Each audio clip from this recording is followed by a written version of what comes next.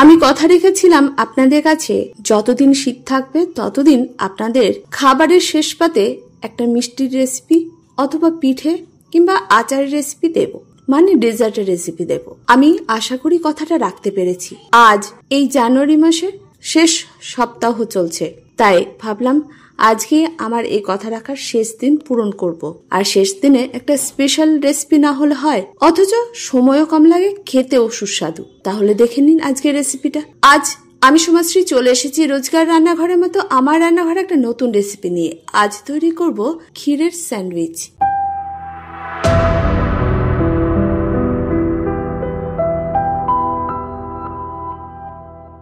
এই রেসিপিটা তৈরি করতে খুব বেশি কিছু উপকরণ লাগবে না। লাগবে 4টে স্লাইস রুটি, যেটাকে 4 টুকরো করে কেটে নিতে হবে। আশা করি আমারটা দেখে বুঝতেই পারছেন, এই একইভাবে তৈরি করে নিতে হবে। এবার এই স্লাইস রুটিগুলোকে একটা পাত্রে রেখে দিতে হবে কেটে। আমি 4টে নিয়েছি, 4টেকে আবার 4 টুকরো করে কেটে নিয়েছি।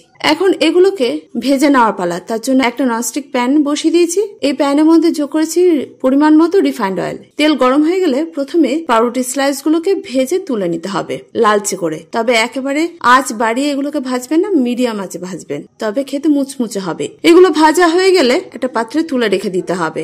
এবার তৈরি করতে হবে একটা রস, যার জন্য একটা কড়াই নিতে হবে, দিয়ে দিতে হবে 1/2 কাপ জল, আর যোগ করতে হবে 1/3 কাপ চিনি। চিনি আর জল যতক্ষণে মিশে যাচ্ছে ততক্ষণে দিয়ে দিয়েছি আমি 3 টুকরো এলাচের থেতো করে। এবার এই রসটা তৈরি হয়ে গেল। ভালোভাবে চিনি মিশে গেলে এবং জলটা যখন অনেকটা পরিমাণে কমে যাবে তখন এই রসটা তৈরি হয়ে যাবে। এখন গ্যাসের আঁচ অফ করে পাউরুটি স্লাইস গুলোকে তুলে এই রসের মধ্যে ডুবিয়ে রেখে দিতে হবে এবং ঝাঁঝরির সাহায্যে ঝেড়ে একটা পাত্রে রেখে দিতে হবে। বাকি রসটাকে অন্য একটা কন্টেনারে আমি রেখে দিয়েছি।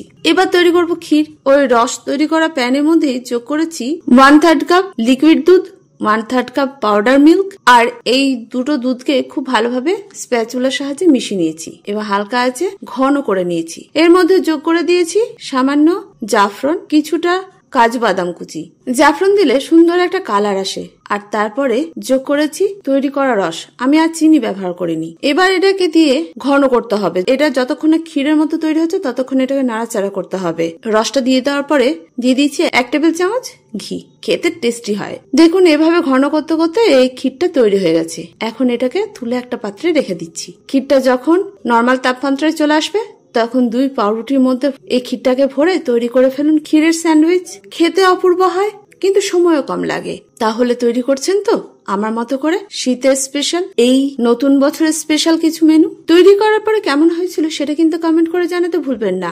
আমিও তো থাকি আপনাদের কমেন্টের অপেক্ষায়। আর আমার রান্না বা রেসিপি কে কোথা থেকে দেখছেন সেটাও কমেন্ট করবেন, সঙ্গে আপনাদের নামটাও শেয়ার করবেন। আমার রান্না বা রেসিপি ভালো লাগলে লাইক শেয়ার করতে ভুলবেন না। যারা প্রথম আজকেই আমার রান্না দেখছেন, ইউটিউব থেকে দেখে থাকলে চ্যানেলটাকে সাবস্ক্রাইব করবেন, ফেসবুক থেকে দেখে থাকলে পেজটাকে ফলো করতে ভুলবেন না। এটাই আপনাদের কাছে ছোট্ট অনুরোধ। আর যারা প্রথম দিন থেকে আমার সঙ্গে আছেন তাদেরকে অসংখ্য ধন্যবাদ। যাই হোক, আজ এই পর্যন্ত।